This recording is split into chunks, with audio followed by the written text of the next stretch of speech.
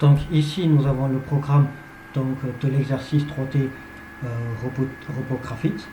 Donc tout d'abord on a AU, V qui était défini dans l'énoncé. Donc on a bien la matrice qui nous était donnée dans l'énoncé. Ensuite j'affecte la matrice de rotation de x6, x5, x4, donc qui correspond à xi, θ et phi. Donc, et là je retourne du coup la valeur de R.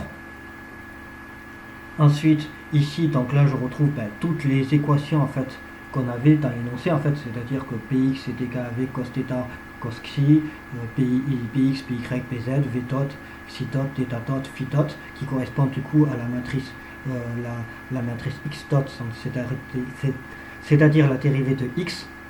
Voilà.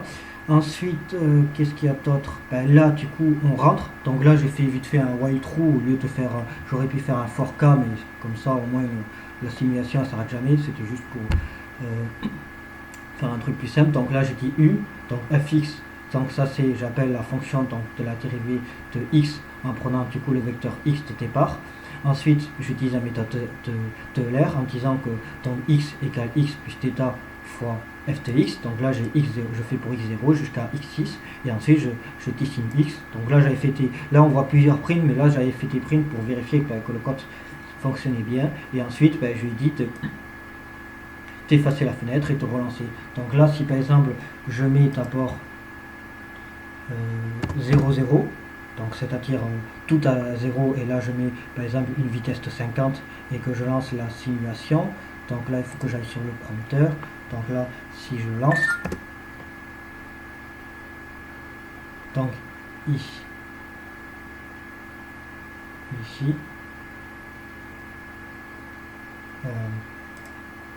attendez, le logiciel bug, attends, je relance pour voir si c'est mieux.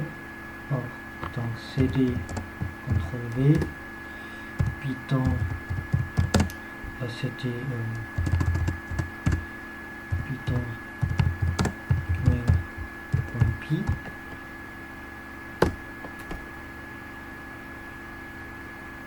Donc là, voilà, là on a du coup la rotation ici. Ah oui, parce que pardon, j'ai pas enregistré. Donc là, si je fais CTRL F, voilà, pardon, que je relance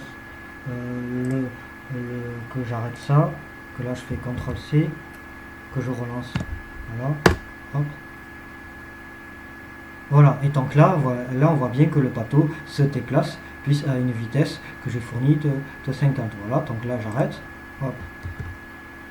Donc maintenant je veux mettre une rotation, voilà, donc je mets ici 1 par exemple, voilà, allez 5, j'enregistre, je relance, hop, avec le terminal. Et là on voit bien que voilà, il y a une rotation de mon bateau et on voit que l'ombre suit tout le temps. Donc là j'arrête, CTRL C, voilà, et là si je mets 0 ici et que là je mets hop 5 ici, j'enregistre, je relance avec le terminal.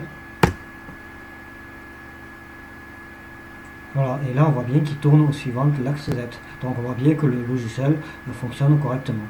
Voilà, voilà, voilà. Et donc c'est fini.